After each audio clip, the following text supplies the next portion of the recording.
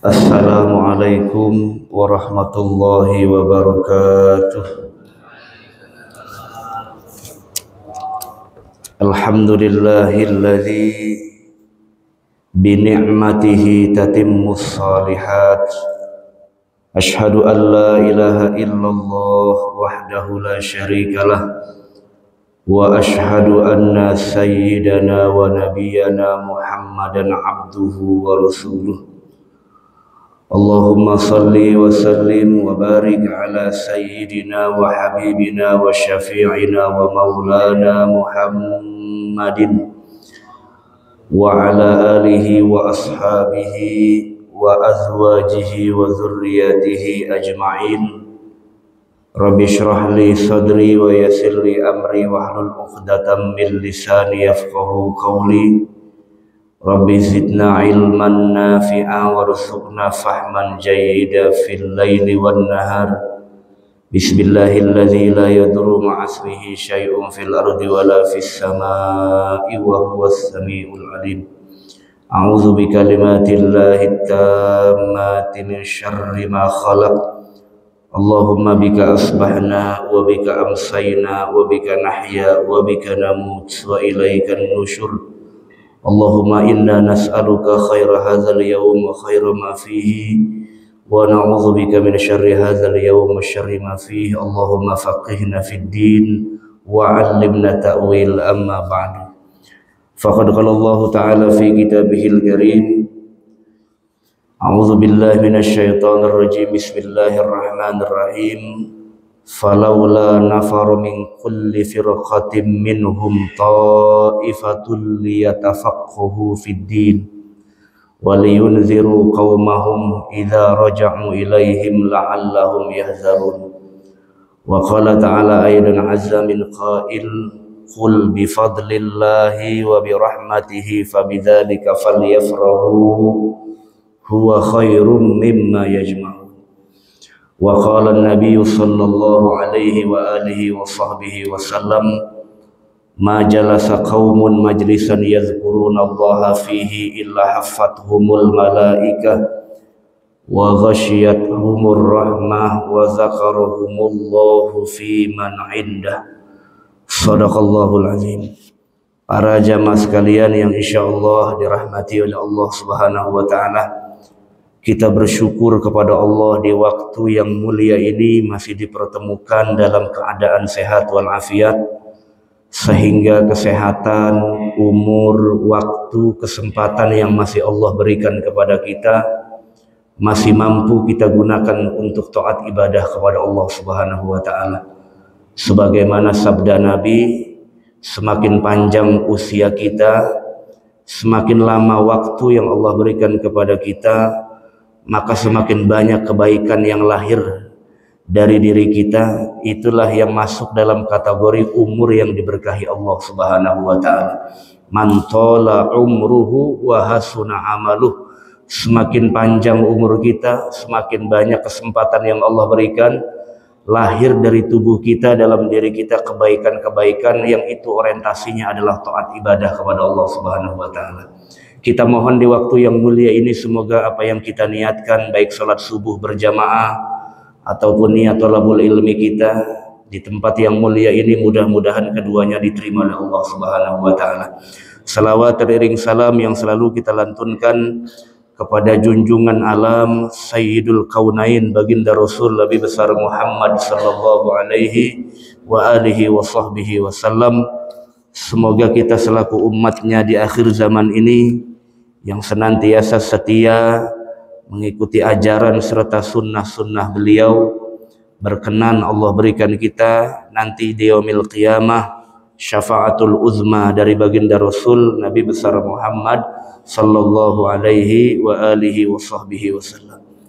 Para jamaah sekalian yang insyaallah dirahmati oleh Allah Subhanahu wa taala, mari kita awali ta'lim kita ini dengan membaca Ummul Quran suratul Fatihah. Semoga apa yang menjadi maksud dan niat dalam hati kita mudah-mudahan menjadi sebab Allah karuniakan ilmu yang bermanfaat, ilmu yang bisa menjadi hidayah serta taufik dari Allah Subhanahu wa taala. Ala hadhihi niyyah wa ala kulli niyatin shalihah ila hadratin Nabil Mustafa Muhammadin sallallahu alaihi wasallam wa ala alihi wa ashabihi wa azwajihi wa dzurriyyatihi wa ahli baitihil kiram, summa ila jami' ikhwanihi minal anbiya wal mursalin wa awliya'i wasyuhada'i was salihin wa sahabati wa tabi'in al ulama'il amilin wal musannifin al mukhlisin jami'il malaikatil muqarrabin wa ila hadrati khususan ila muallifi hadzal kitab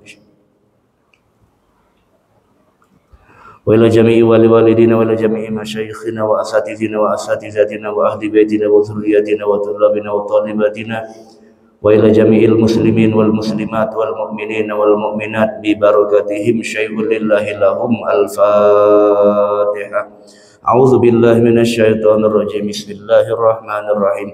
Alhamdulillahi rabbil alamin arrahmanir rahim maliki yaumiddin iyyaka na'budu wa iyyaka nasta'in ihdinas siratal mustaqim siratal ladzina an'amta 'alaihim ghairil maghdubi 'alaihim waladdallin. Rabbi ighfirli amin.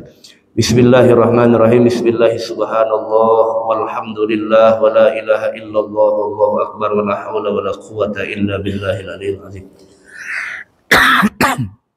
Para jamaah sekalian yang insyaallah dirahmati oleh Allah Subhanahu wa taala, saya mengawali kajian subuh kita di Ahad subuh yang mulia ini dengan menyebut satu nama yang namanya sangat masyhur di kalangan para ulama, sekalipun lahirnya bukan dari timur tapi dari barat.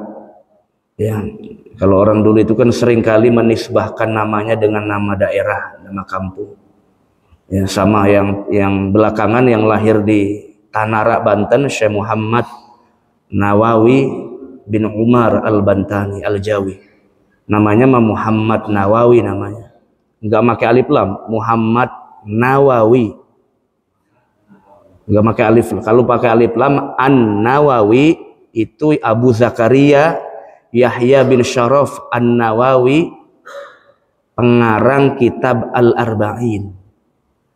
Itu yang wafatnya abad ke-6 Hijriah itu.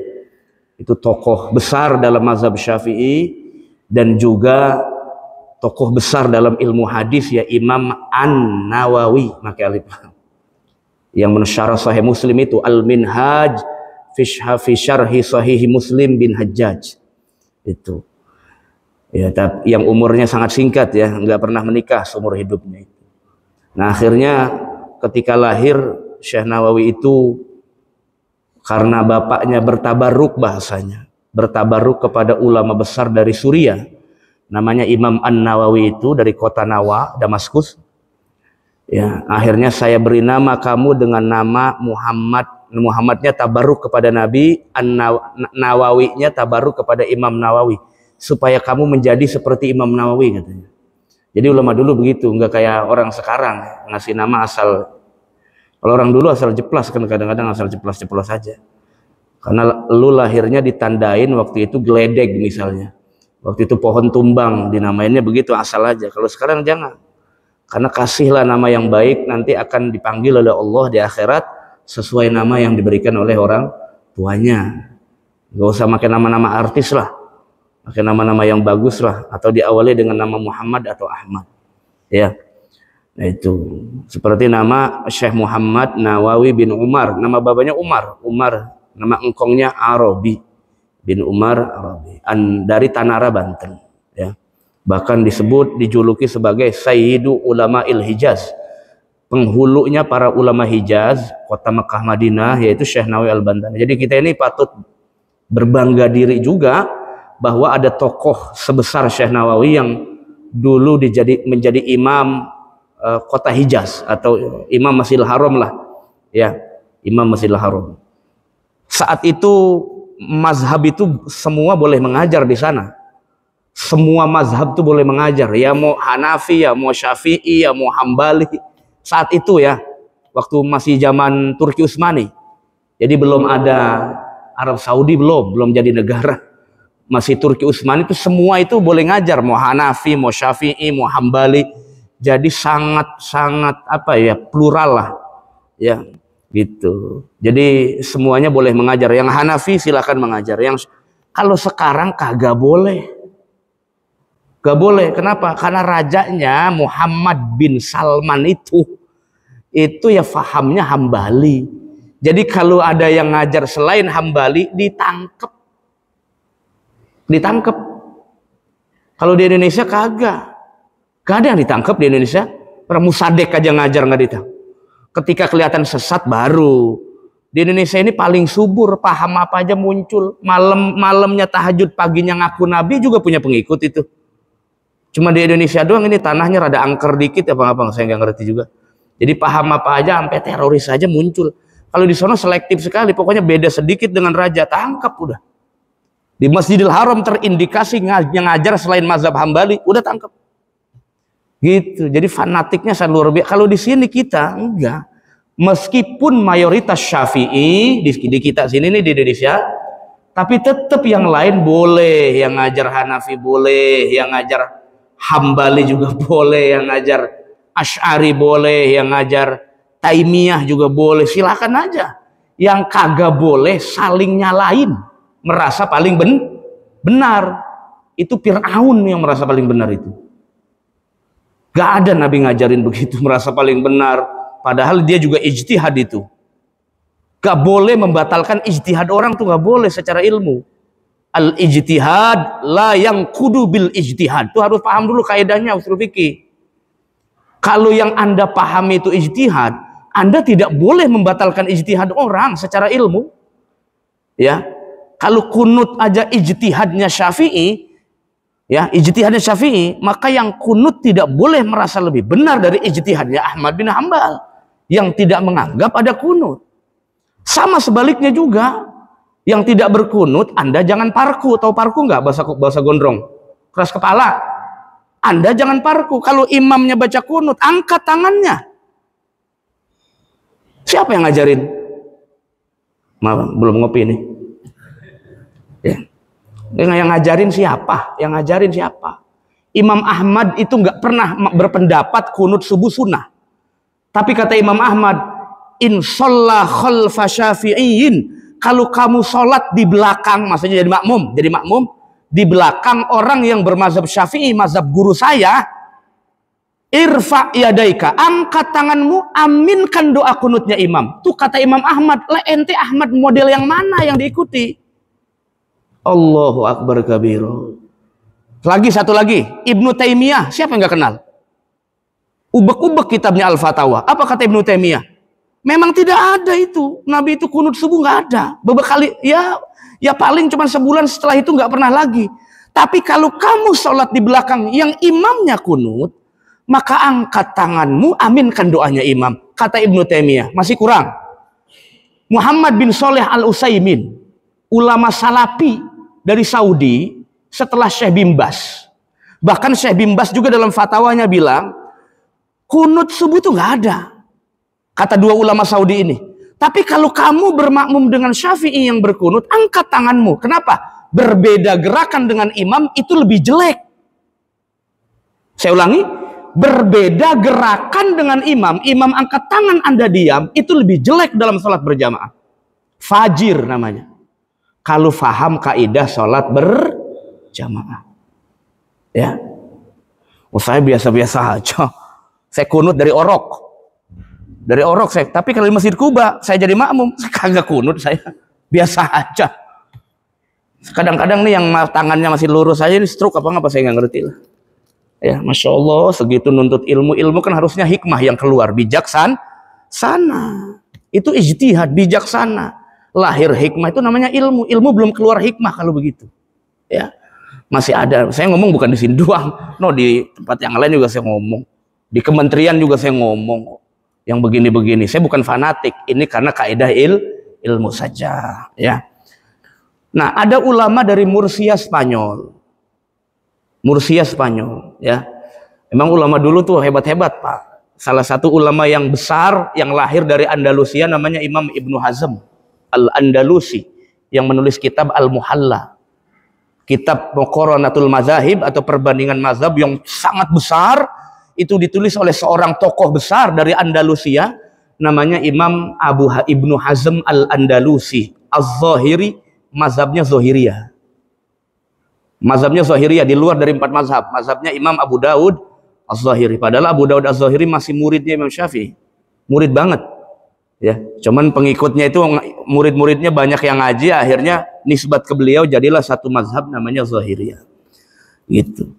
Nah, Imam Abul Abbas Al-Mursi ini mengembara menuntut ilmu sampai ke Tunisia. Ya, Tunisia sekarang masuknya benua apa? Afrika. Nah, kalau dulu nyebutnya Maghrib.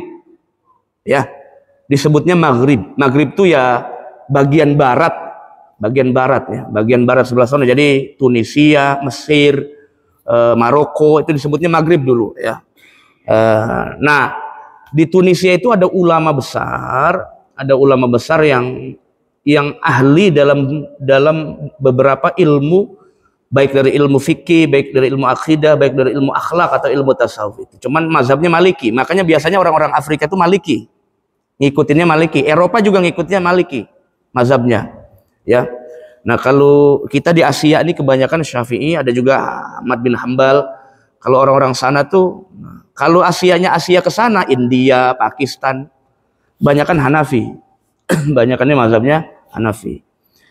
Nah, itu menuntut ilmu saking pengen ketemu dengan Abul Hasan Asy-Syadzili itu, akhirnya sampai merantau ke Tunis. Merantau menuntut ilmu dari Andalusia, dari Spanyol, terus ke Tunisia, bertemulah talaki ilmu dengan beliau. Itu hebatnya orang dulu. Orang dulu kenapa barokahnya muncul? Karena nawaitu niat nuntut ilmunya benar-benar jalan kaki dari rumah, meninggalkan rumah, pengen ketemu guru, talaki, ketemu langsung. Kayak Imam Bukhari gitu loh. Imam Bukhari itu standar periwayatan hadis harus ketemu. Kalau tidak ketemu, itu belum ittisalus sanad, belum ketemu langsung. Begini nih, baru dengar dari orang doang. Kalau Nabi pernah ngomong begini, tidak langsung ke perawinya, maka belum ittisal namanya. Belum bersambung sanadnya, belum. Jadi harus ngaji langsung. Makanya kriteria sahih menurut Bukhari itu ketat. Tidak seperti Muslim. Kalau Imam Muslim itu dengar dari orang saja, ya udah cukup. Dan orang ini bisa kita percaya sikoh, ya sudah, gitu cukup. Nggak perlu ketemu langsung orangnya, dari muridnya saja juga nggak apa-apa, nggak pakai ketemu. Nah, makanya ketika bukan bertentangan, ketika terjadi kontradiksi sahih antara Imam Muslim dan Bukhari, maka quddimal Bukhari, yang didahulukan Imam Bukhari, karena Imam Bukhari ini agak ketat dalam persoalan kesahihan hadis, ya.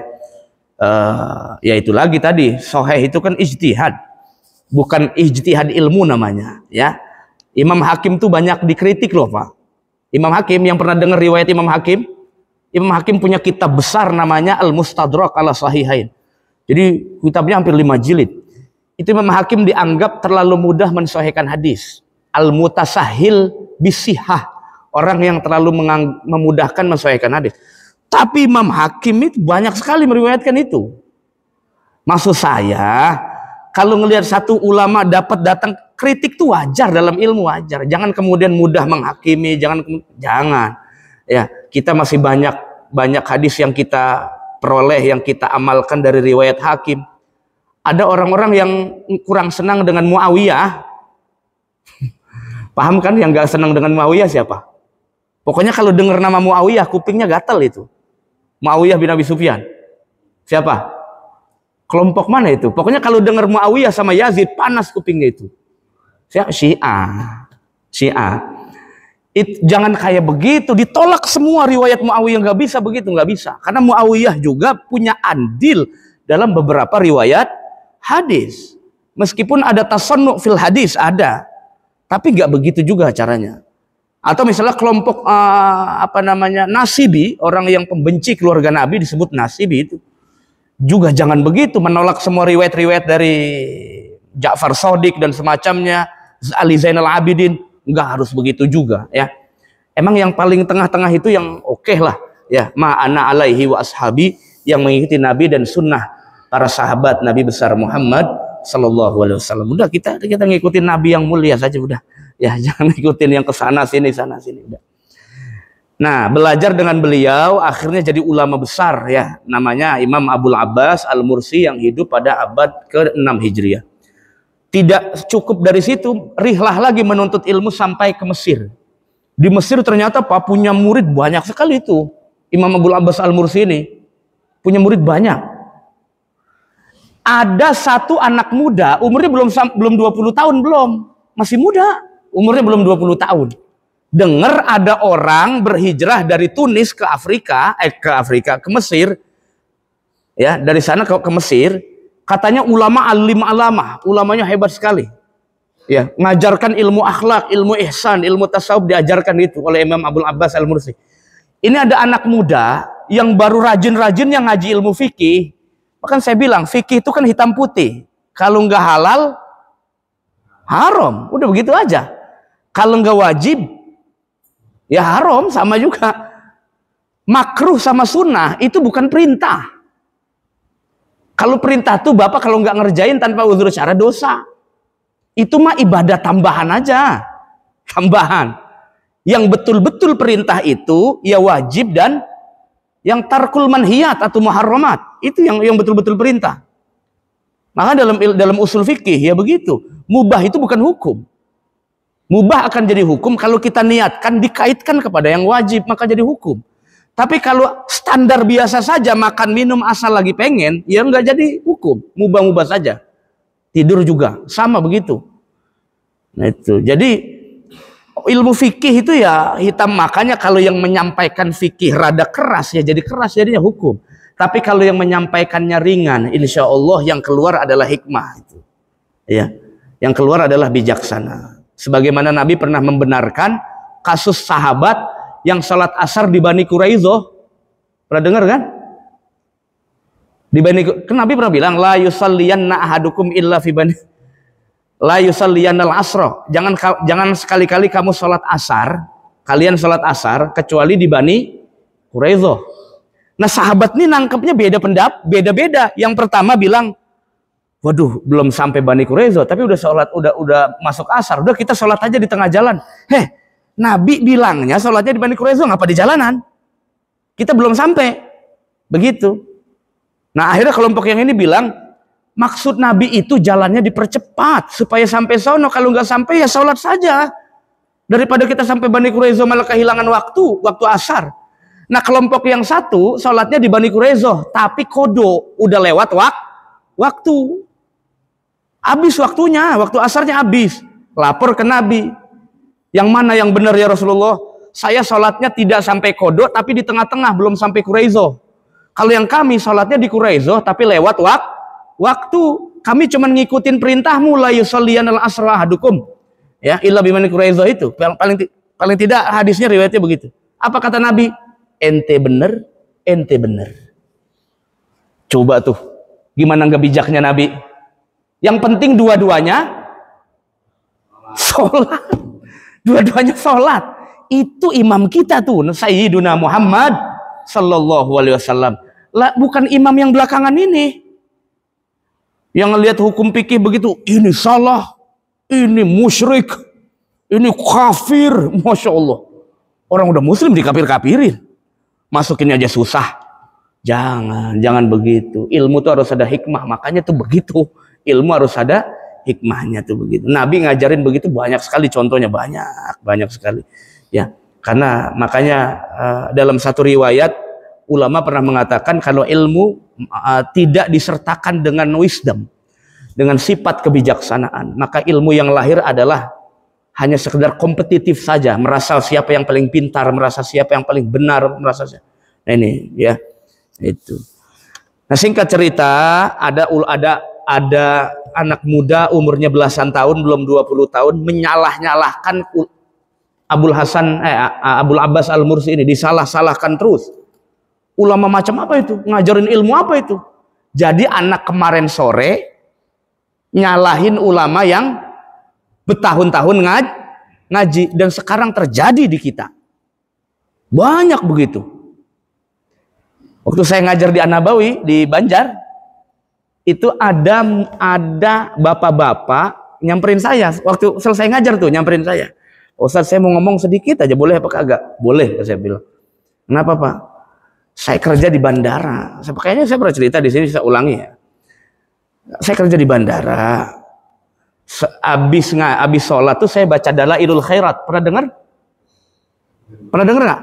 Kitab Dalailul Khairat, kumpulan selawat kepada Nabi itu dibaca habis sholat, habis sholat itu. Ternyata nih anak muda lewat ngelihat bapak-bapak habis sholat baca selawat, disalah-salahin. Bapak, habis sholat jangan baca segituan, bid'ah itu, sesat, jangan begitu Pak. Bocah kemarin sore ingusnya masih baplang kemana-mana, nyalahin orang yang ngaji udah dari dulu. Bayangin itu, nyalahin yang udah, padahal yang dia bilang nggak boleh pas segala macam itu bapak-bapak itu ponakannya Muallim Syafi'i Hazami. Pernah dengar? Penuntut ilmu harus tahu dong. Di Gandaria City ada ulama besar namanya Muhammad Syafi'i Hazami, Allah yarham almarhum. Penuntut ilmu harus tahu nama-nama ulama begitu. Di Gandaria City, Jakarta Selatan. Sekarang udah dikelilingi gedung-gedung tinggi lah. Ya. Tokoh ulama besar di Jakartanya, ya beliau itu. Sampai namanya harum sampai ke Kalimantan. Saking alim ilmunya itu. Namanya Kiai Haji Muhammad Syafi'i Hazami. Tidak pernah pesantren, tapi selalu ngaji kitab ke rumah-rumah kiai. Jadi datangin dari rumah ke rumah, akhirnya alimnya luar biasa. Itu masih ponakan beliau, dari kecil ngaji sama pamannya, disalah-salahin sama bocah kemarin sore. Ini maksud saya, ini contoh orang yang ini nyalahin Imam Abdul Abbas Al-Mursi. Tapi setelah datang ke pengajiannya, akhirnya yang tadinya mau nyalahin ngajak debat, nih anak muda, malah berbalik Pak, jadi jatuh cinta. Jadi jatuh cinta dengan ilmunya. Gitu. Saya tidak pernah mendengarkan orang ulama yang menyampaikan Islam begitu sejuk, begitu indah, begitu sangat mahabbah, begitu sangat mencintai sesama.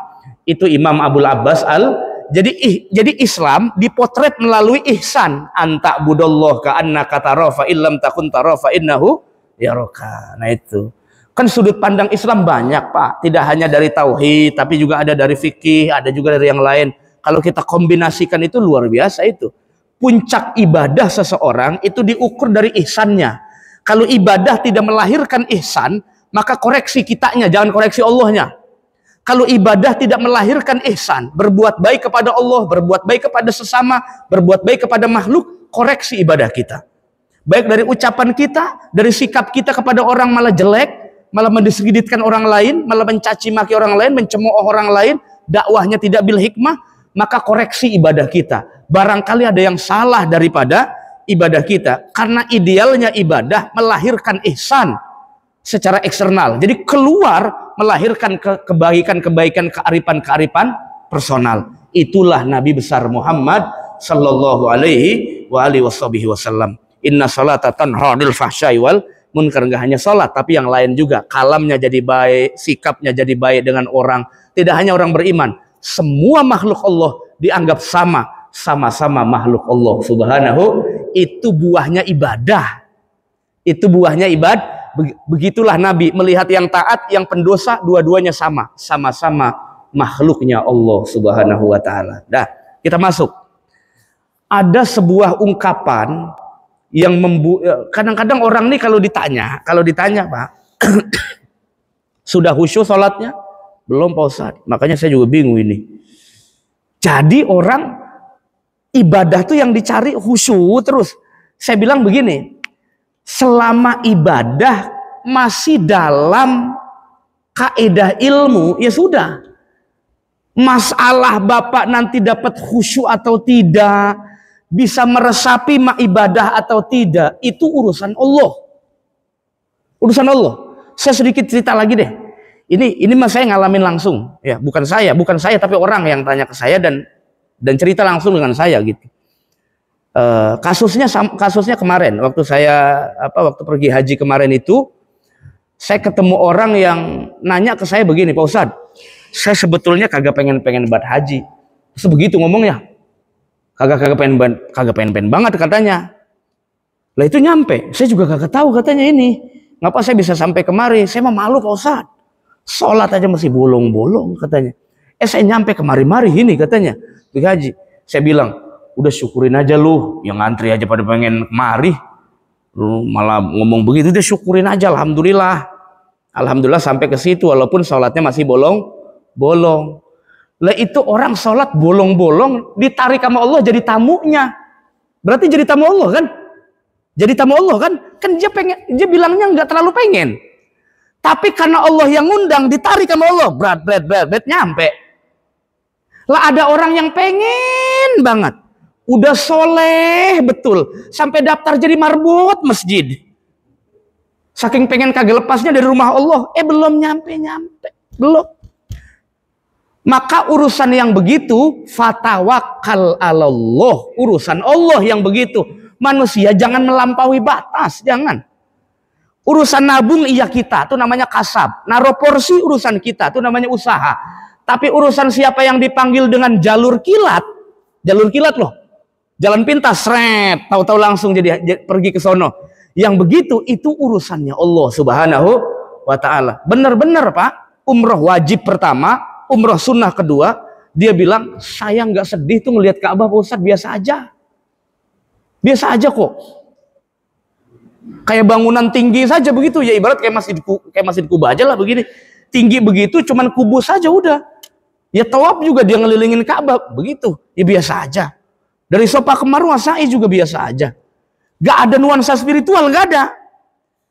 Masya Allah, jangan ngomong begitu Pak. Setelah 3 hari di sana, umroh sunnah yang kedua, berarti hitungannya umroh udah ketiga kali tuh. Wajib sunnah yang kedua. Itu dari mulai ambil mikot sampai tahallul kagak berhenti air matanya. Dia nggak pengen nangis, tapi kata dia saya nggak pengen nangis Pak Ustaz. Allah yang paksa Anda supaya merasakan betul bagaimana nikmatnya ibadah. Jadi walaupun Bapak udah paksain pengen nangis nih, ada air jam-jam diborehin di sini biar nangis ya kan. Bagaimana caranya biar nggak bisa. Urusan hati yang menarik Allah Subhanahu wa Ta'ala. Nih hari ini kita sholat subuh. Kalau saya tanya satu-satu gimana nikmatnya sholat subuh, pasti beda-beda jawabannya. Karena nuansa spiritual itu di luar kuasa kita. Itu semua kehendak Allah Subhanahu wa Ta'ala. Makanya ada kalam yang begini bunyinya. La tay'as min qabuli amalin lam tajid fihi wujudal hudur.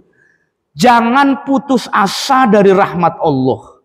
Sekalipun amal kita belum sampai pada tingkatan meresapi ibadah. Saya nggak tahu kalau di Kuba ya, kalau di ini mah ya saya kan sebelum di Kuba di sono dulu ya, di Banjar tuh. Itu bapak-bapak sama ibu-ibu kalau nanya begitu mulu Pak. Ustaz, saya pengen banget sholat khusyuk segala macam. Saya bilang bagus, sholat khusyuk itu bagus sekali. Tapi begini, khusyuk itu salah satu modalnya ya pakai ilmu. Kalau Bapak sudah pakai ilmu, serahkan semuanya kepada Allah Subhanahu wa Ta'ala. Tinggal bagaimana kita menunggu merasa nikmat halawatal ibadah, nikmat ibadah yang langsung datangnya dari Allah. Kadang ada di mana satu kondisi kita nggak pengen betul-betul meresapi, tahu-tahu langsung Allah kasih, langsung kita bisa meresapi ibadah itu. Ngucur air mata kita Pak, nggak perlu kita harus berusaha untuk nangis. Makanya jangan dibuat-buat, ibadah tuh natural saja. Justru kalau kita buat-buat, itu malah jadi munafik kategorinya. Wa may yatasanna'a fi ibadatillah. Orang yang membuat-buat ibadah, maksudnya ibadah itu dibuat-buat sampai ada orang khusyuk begini Pak. Jadi pundaknya jemajuin. Ya, Allahu Akbar begini sampai nunduk-nunduk. Ya ditepok dong. Selesai sholat, maksudnya bukan Pak lagi sholat. Selesai sholat ditegur sama Abu Bakar Siddiq. Ngapa kamu sholat begitu? Saya pengen sholat khusyuk. Al khusyu'u fi qalbik. Khusyuk itu ada di dalam hati. La fi jasadika. Bukan ada di dalam badanmu itu. Bukan di badanmu itu khusyuk. Khusyuk itu adanya di dalam hati. Sama seperti orang lagi puasa sunnah, ketemu orang, mukanya dipucet-pucetin. Lagi kongkoh nih puasa sunnah dia ceritanya. Ente kayaknya lemes banget. Iya nih, lagi niat. Ria. Gimana sih? Apalagi jalannya dilemes-lemesin. Emang apa lemes banget? Aduh, udah 2 minggu ini puasa sunnah. Ria tong itu. Udah biasa-biasa aja, kalau perlu lagi puasa make up biar nggak kelihatan lemes. Begitu. Udah biasa-biasa, jangan dibuat-buat, jangan. murni natural saja ibadah kepada Allah Subhanahu, itu yang disebut ikhlas. Saya kemarin ngajar di Taman Royal 3. Kemarin itu Sabtu subuh di Al-Mujadid. Saya bilang begini, kita sering kali dengar kata ikhlas. Sebetulnya terjemah Indonesia yang tepat ikhlas itu apa, Pak? Terjemah Indonesia yang tepat, yang selama ini Bapak, ikhlas apa artinya? Apa Pak Haji? Ya, itu sama aja ngulang-ngulang juga. Bahasa Arab di Indonesia kan ikhlas-ikhlas juga kan? Enggak, maksudnya bahasa Indonesianya apa kalau sukarela? Ada lagi? Apa? Ridho bahasa Arab juga lagi. Terus apa lagi? Pasrah diri, ya kan? Menyerah. Perang menyerah. Ya, tulus penyanyi. Mana sih? Setahu saya Tulus penyanyi. Itu. Ya. Nah, jadi ikhlas itu kalau diterjemahkan ke bahasa Indonesia artinya murni.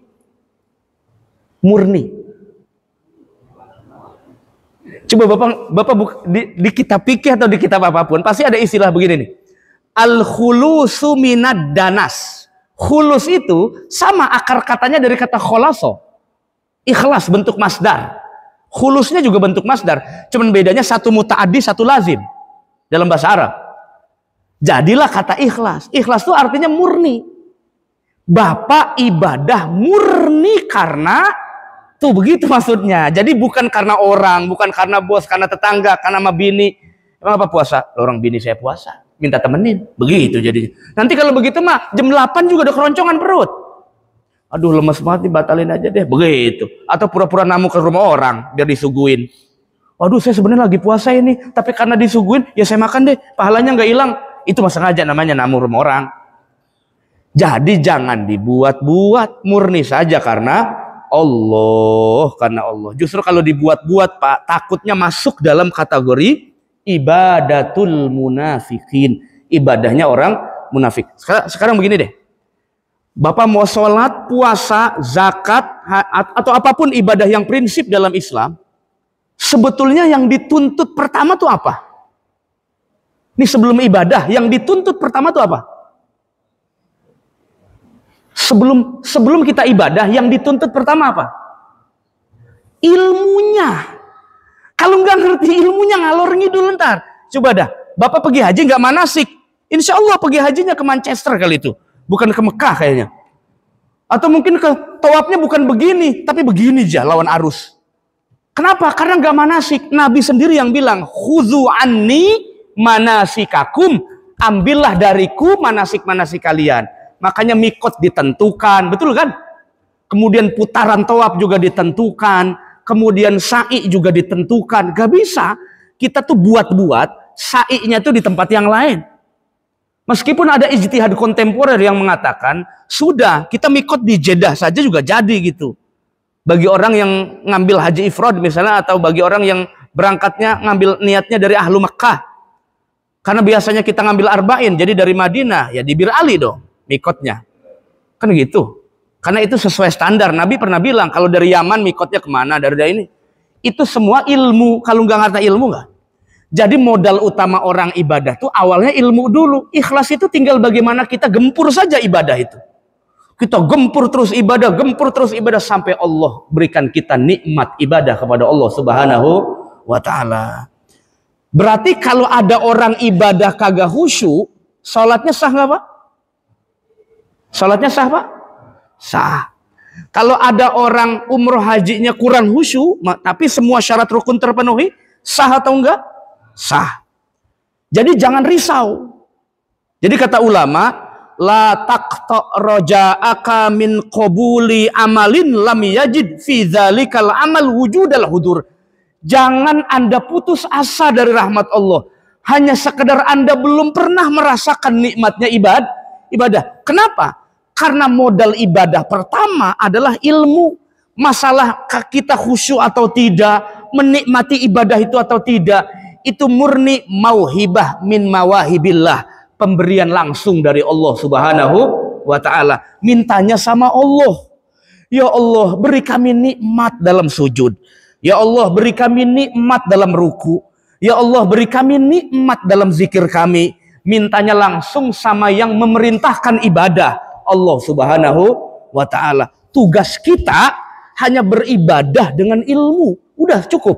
Selebihnya serahkan semua kepada Allah Subhanahu wa ta'ala. Ada loh orang begitu Pak, putus asa karena nggak pernah khusyuk, aja tinggalin ibadahnya. Ibadahnya ditinggalin. Karena nggak pernah merasakan khusyuk. Nggak bisa begitu, enggak. Sampai ada ulama mengatakan, sekalipun kamu zikir bertahun-tahun tidak merasakan nikmat zikir, maka percayalah, itu lebih baik daripada mulutmu tidak dipakai dengan zikir. Ya, saya ulangi, meskipun kamu bertahun-tahun berzikir kepada Allah, belum merasakan nikmatnya zikir kepada Allah, yakinlah itu masih lebih baik daripada lisanmu tidak pernah berzikir kepada Allah Subhanahu wa ta'ala. Jadi kondisinya sudah baik, tinggal tingkatkan, bukan ditinggalkan, tingkatkan. Kondisinya sudah baik, sudah mau sholat, sudah mau puasa, sudah mau zikir. Persoalan khusyuk itu hanya sunnah saja di dalam sholat. Sunnah-sunnah di dalam sholat. Khusyuk itu rukun sholat bukan? Bukan kan? Bayangin Pak, kalau khusyuk itu rukun sholat, saya yakin betul batal semua sholatnya. Batal semua itu. Yang satu mikirin utang, yang satu bininya ngomel mulu, yang satu anaknya minta jajan mulu. Banyak berpersoalan. Makanya orang betah di masjid itu banyak faktor kan. Jangan baik sangka dulu. Orang ke masjid itu motifnya banyak Pak. Satu, numpang sarapan. Ada. Ya. Yang kedua, ngincer sendal. Ada juga. Nah, sekarang saya tanya, sendal banyak hilang di pasar apa masjid? Pasar apa masjid? Bagus, jangan salah jawab. Ya, banyakkan masjid. Orang bapak saya aja sendalnya bapak saya waktu khutbah di Al-Azham, kan bapak saya pendiri Al-Azham tuh, termasuk pendiri awal kan, perintis. Saya waktu itu masih kecil, ditenteng-tenteng, lu sendal gua lu taruh di mana biar kagak hilang katanya di Al-Azham. Saya taruh di bedug. Kan bedug Al-Azham gede banget Pak tuh. Saking saya buntunya di mana naruhnya kata saya taruh di bedug sampai pala saya masuk ke dalam begitu. Alhamdulillah hilang. Kurang ajar bener kata saya, Masya Allah. Segitu di dalam bedug yang segede alehim gambreng, tetap aja masih hilang Pak. Masya Allah, emang jadi nggak semua orang niatnya ke masjid dia macam-macam lah. Ada juga orang niatnya orang betah di masjid, Masya Allah, itikaf pula di Masjid Kuba. Ya tanya aja di rumahnya, barangkali bininya ngomel mulu. Lebih aman di masjid dia kan. Gitu, kalau di rumah ada kuntilanak masalahnya. Jadi mendingan di masjid begitu. Jadi macam-macam ya. Yang begitu Pak, kalau ngaji subuh kagak guyon, akhirnya ashabul ngiler jadinya begini mulu nih. Bangun-bangun tinggal sarapan doang, enak bener. Ya, ngaji subuh begini nih, narik. Intermezzonya bagaimana? Kalau lurus-lurus terus, ya aduh. Saya ngomong sendiri ditinggal begini semua. Ada. Balik lagi. Jadi ibadah itu kalau tidak khusyuk itu masih masuk standar ilmu masih. Saya flashback ke di sini belajar fikih kan, Pak? Fikih ya. Nah, saya ngingetin aja, mungkin Bapak ngingetin aja. Dalam sholat, rukun yang disepakati oleh ulama itu baca takbir, betul nggak? Takbiratul ihram itu disepakati. Masalah ngangkat tangannya bagaimana? Itu sunnah. Mau Bapak begini kek, mau begini kek, sedekap maksudnya ini. Mau dibawa pusar kayak Hanafi, kalau Hanafi dibawa pusar, begini nih. Makanya ada orang sholat begini Pak. Kalau begini kayak benerin celana kendor ya, tuh begitu tuh. Ya ada yang begini. Nah kalau begini Hanafi nih, Hambali begini nih, Syafi'i umumnya di atas pusar di bawah dada. Nah kalau yang begini Maliki. Tapi nggak pernah ada saya lihat begini. Ini upacara Pak, yang begini. Itu sesat, menyesatkan pas itu. Itu sunnah Pak, yang begitu itu sunnah saja. Tapi yang wajib tuh ngucap Allahu Akbarnya. Allah harus jelas, semua hurufnya harus jelas. Allahu Akbar. Itu harus jelas. Mau sholatnya jahar ke, mau sholatnya sholat siang, tetap harus jelas kedengeran kuping itu rukun disepakati. Nah tapi persoalan setelah itu ada sunnah hayat, ada sunnah abad dan seterusnya. Itu sifatnya kondisional saja. Kalau yang rukun Bapak harus Rukun saja boleh Bapak tinggalkan. Kalau ketinggalan, boleh ditinggalkan. Kalau Bapak sholat berjamaah nih, saya nih, kalau saya ngajarin santri, baca Fatihah itu dalam mazhab Syafi'i wajib. Mau Anda jadi makmum kayak atau tidak. Terus bacanya kapan Pak Ustadz? Bacanya setelah imam baca Fatihah, amin. Jadi dengerin dulu Fatihahnya imam. Kenapa hanya Fatihah imam yang didengerin? Baca surat gak didengerin? Begini tong. Begini tong. Fatihah itu rukun. Kalau cacat Fatihahnya, itu bisa membatalkan semua kelompok. Belakang-belakang tuh rombongan. Jadi dengerin bacaan Fatihahnya. Kalau surat hanya sunnah. Bapak tidak baca juga tidak masalah. Jadi makanya dalam Syafi'i dianjurkan diam, dengerin Fatihah imam. Nanti baca Fatihahnya setelah baca amin bareng. Nah baca tuh. Baca Fatihah. Nah, itu boleh ditinggal kalau Bapak masuk nih sholat berjamaah. Imamnya udah ruku. Saya masuk masjid, imam udah Allahu Akbar. Terus saya gimana dong? Wajib baca Fatihah. Takbir saja, Allahu Akbar, langsung ikut ruku. Fatihahnya bagaimana? Disitulah syarat imam ayyakuna ahlan litahammul lil makmumin. Wajib bagi imam bisa mengcover kekurangan sholatnya makmum. Maka nunjuk imam jangan sembarangan. Ya, imam tuh syaratnya harus ayyakuna qari'an lil qiraah. Dia harus qari. Bukan qari kayak MTQ, bukan. Qari kayak MTQ lagi yang auzubillahi minasyaitonir. Bukan begitu. Yang dimaksud fikih imam tuh harus qari. Bacaan Fatihahnya bagus, makhorijul hurufnya bagus, meskipun suaranya sember, kagak ngapa-ngapa, enggak.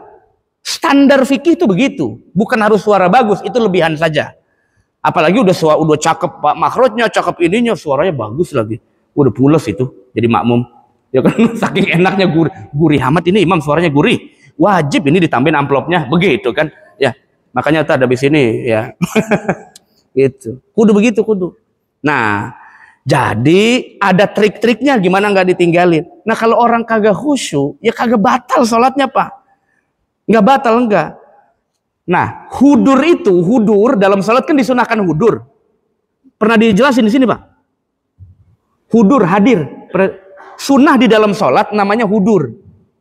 Hudur itu setelah Bapak takbir, itu setiap rukun sholat itu Bapak hadirkan di pikiran dan di kolbunya. Misalnya begini, Bapak meresapi betul makna Fatihah apa? Bapak meresapi betul makna ruku itu apa? Jadi kita nggak hanya baca tasbih, tapi kita resapi rukunya. Bapak resapi betul makna sujud itu apa? Nah sekarang pertanyaannya, kalau kita nggak resapi, hanya sekedar baca tasbih subhana rabbiyal a'la, sah nggak sholatnya? Kalau sholatnya sah, nggak perlu risau. Sholat Anda pakai ilmu, insya Allah diterima Allah subhanahu wa ta'ala. Karena begini, farubbama qabila minal amal malam tudrik samrotahu ajilan. Terkadang Allah menerima ibadah seorang hamba, sekalipun belum melahirkan buah ibadah.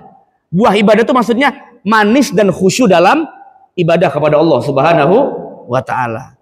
Kalau pengen tahu trik-triknya ya itu tadi. Jadi setiap aktivitas ibadah itu disertakan dengan nilai-nilai ibadahnya difikirkan.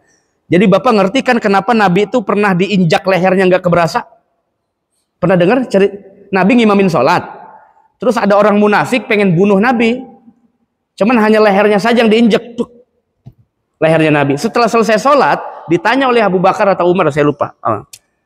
Tadi ada orang pengen nginjak lehermu ya Rasulullah. Kalau tidak di dalam sholat, saya tebas lehernya. Umar kayaknya. Umar kan orangnya rada garang ya. Umar. Sampai dalam kubur aja garang juga Umar bin Khattab itu. Munkar nakir aja dibentak. Kalau orang kayak kita yang dibentak kayaknya. Itu. Kata Nabi apa? Kata Nabi, saya nggak ngerasain apa-apa. Saya nggak ngerasa apa-apa kok. Bayangin loh. Nabi leher diinjek waktu sujud, ngimamin sholat sampai bunyi. Tapi selesai sholat ditanya nggak ngerasa apa-apa. Coba imam sini, injek. Imam masjid Kuba injek coba lehernya. Insya Allah, qaid. Insya Allah. Beda-beda kelas. Nabi itu sudah betul-betul mengaktualkan hudurnya itu. Jadi setiap gerakan sholat, rukun sholat itu diresapi. kayaknya kalau sampai ke makom itu bisa apa enggak? Bisa. Tapi perjuangannya harus kudu maksimal. Memang hidup ini berjuang, Pak. Apalagi urusan akhirat. Allah mintanya menuntutnya yang lebih daripada urusan Kalau dunia berlebih, masuknya musrif, berlebih-lebihan, mubazir. Tapi kalau urusan akhirat berlebih, itu yang diminta Allah Subhanahu wa ta'ala. Nah itu. Wasamratul amal wujudul halawah. Buahnya amal itu merasa nikmat. Kalau belum merasa nikmat, gempur terus dengan ibadah. Gempur terus dengan ibadah. Saya ingat kalamnya ulama ngomong begini. Kalau kamu masih belum bisa berlepas dari maksiat, ya dari maksiat ini belum bisa lepas dari maksiat, maka gempurlah terus dengan taubat kepada Allah. Taubat terus. Nggak ada yang bisa jamin, Pak, besok kita akan maksiat atau tidak, ya kan? Nggak ada yang bisa jamin. Kalau kita jatuh dalam maksiat, balik lagi, gempur dengan taubat, sampai kita lupa bagaimana cara maksiat. Iya kan? Karena settingan Allah itu, dosa itu nggak pakai rencana jadi. Tapi kalau ibadah kudu disiasatin. Karena kalau kagak ujiannya banyak. Di sini berhasil dari godaan setan, di sana setan datang lagi. Jadi kalau ada orang iman pesimis dalam ibadahnya, setan ngakak itu, Pak. Saya aja dikasih umur panjang kata setan, tuh nggak pernah putus asa menggoda Bani Adam biar jadi pengikut saya. Lah ini Bani Adam baru begitu ibadah putus asa dari rahmat Allah. Wa rahmati wasi'at kulla syai', kata Allah dalam Al-Quran, rahmatku itu lebih luas dari apapun yang ada di alam dunia ini. Sekalipun ibadahmu cukup banyak, masih tetap luas rahmat Allah Subhanahu wa ta'ala. Jadi seperti yang pernah saya sampaikan di Masjid Kuba ini, ada dua amalan yang nilainya tinggi di sisi Allah sekalipun kita maksiat. Masih ingat? Saya tungguin sambil minum. Ya namanya ngajam lansia. Masih ingat? Raja ingat? Kagak.